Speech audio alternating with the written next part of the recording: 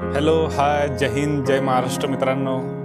कसे आहात तुम्ही सगळे मित्रांनो? मी नोकरी का सोडली, मी या अगोदर पण व्हिडिओ बनवलेला आहे आणि त्यामध्ये सगळी सविस्तर माहिती सांगितलेली आहे. तरी पण माझ्या काही भावांना, काही मित्रांना डाऊट्स होता, शंका होत्या.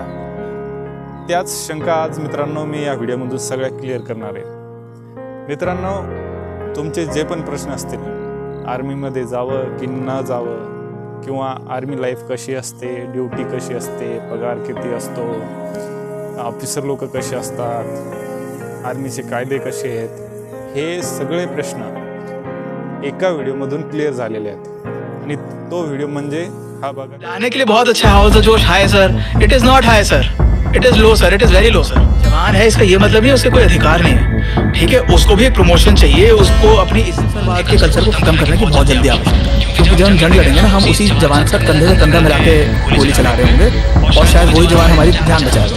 उसका हम गलत बिल्कुल करवाया जाता है. कई जवानों को जबरदस्ती डेटर बना दिया जाता है, कई जवानों को कुक बनना पड़ता है, कई जवानों को धोबी बनना पड़ता है. कम से कम 80-90% जवान या जूनियर ऑफिसर्स अंदर ही घुट घुट करके किलस के मरते रहते हैं, सफोकेट होते रहते हैं, लेकिन कभी सामने आके एक्चुअली अंग्रेजी कॉन्सेप्ट है मेरे हिसाब से, ठीक है. पूरी हमारी फौज की बहुत सारी जो कथाएं हैं वो सारी हम ब्रिटिश इंडियन आर्मी हैं, हम काले अंग्रेज हैं. काफ़ी चीज़ें होनी चाहिए, जैसे कि sprouts, fruits, fresh vegetables, juice वगैरह वगैरह. इस टाइप की चीज़ें ये कहीं नहीं है.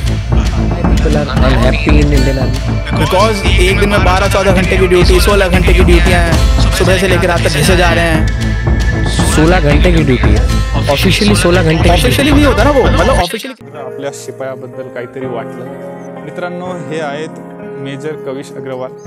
हे ऑफिसर रँकला असून सुद्धा त्यांनी सगळी माहिती शेअर केलेली आहे. टोटल सर्व माहिती शेअर केलेली आहे. काही जण म्हणतात ना, असं कुठं असतं, असं नसतं, आमचे पण वडील आर्मीमध्ये आहेत, आमचे पण भाऊ आर्मीमध्ये आहेत, असं काही नसतं.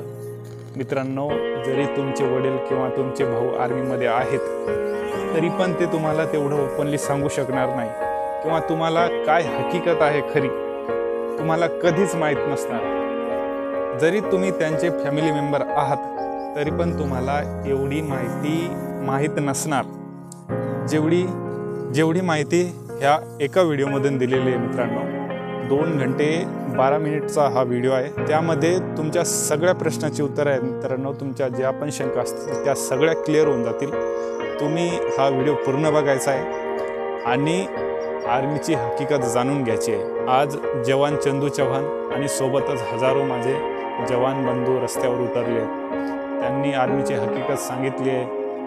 इंडियन आर्मी किंवा पॅरामिलिटरी फोर्स, ज्यामध्ये CISF, BSF, ITBP, Assam rifles व इतर फोर्सेस आहेत, या सगळ्यांची अवस्था सारखीच आहे.